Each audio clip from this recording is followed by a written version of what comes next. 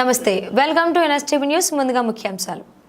చిన్న చింతకుంట మండల కేంద్రంలో 10వ తరగతి విద్యార్థులకు విద్యా కమిటీ ఆధ్వర్యంలో ఎంఎస్ గార్డెన్లో నిర్వహించిన ప్రేరణా తరగతుల కార్యక్రమానికి ముఖ్య అతిథిగా పాల్గొన్న ఎమ్మెల్యే మధుసూదన్ రెడ్డి.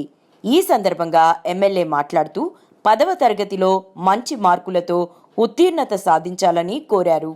ప్రభుత్వ పాఠశాలల్లోనే క్వాలిఫైడ్ టీచర్స్ ఉంటారని, విద్యార్థులకు మంచి విద్యాబోధన అందుతుందని తెలిపారు.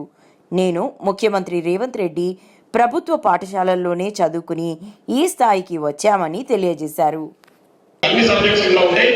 సెటప్ బుక్స్ మీకు ఇవ్వడం జరుగుతుంది. ఉచితంగా మీకు ఈ బుక్స్ అందజేయబోతా ఉన్నాం. ముఖ్యంగా ఈ బుక్స్ చదివిన వాళ్ళు మనకు ఆల్రెడీ మహబూబ్నగర్లో లాస్ట్ ఇయర్ ఎగ్జామ్స్ అటెండ్ అయినప్పుడు రిజల్ట్స్లో పర్సెంటేజ్ కూడా పెరిగింది.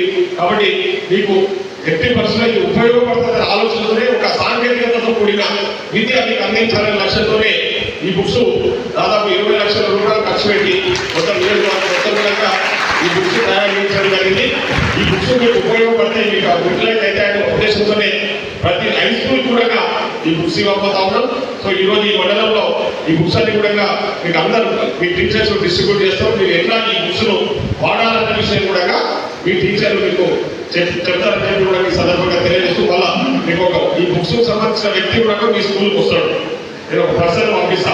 ఆ బుక్స్ ఏ విధంగా మీరు రీడ్ చేయాలనే విషయాలు కూడా ఆ పర్సన్ మీ స్కూల్కి వచ్చి మీకు ఎక్స్ప్లెయిన్ చేయడానికి పర్సన్ కూడా పంపడం జరుగుతూ ఉందని చెప్పేసి మనకు తెలియజేస్తూ మరొకసారి 10th క్లాస్ స్టూడెంట్స్ అందరికీ కూడా ఆల్ ది బెస్ట్ చెప్తూ మంచిగా చదువుకోండి. టైం ప్రజాప్రభుత్వం మా గౌరవ ముఖ్యమంత్రి గారు ఒక 56 రోజులలోనే 11,007 మంది టీచర్లను ఎగ్జామ్ పెట్టి రిక్రూట్ చేసి టీచర్లు అందరినీ 11,000 మంది ఉద్యోగస్తులు అంటే టీచర్లను రిక్రూట్ చేసి ఈరోజు గవర్నమెంట్ స్కూళ్ళలో టీచర్ల కొరత లేకుండా చేసి కాబట్టి ఈ సందర్భంలో మనం అందరం కూడా ముఖ్యమంత్రి గారికి కృతజ్ఞతలు తెలియజేయాలి.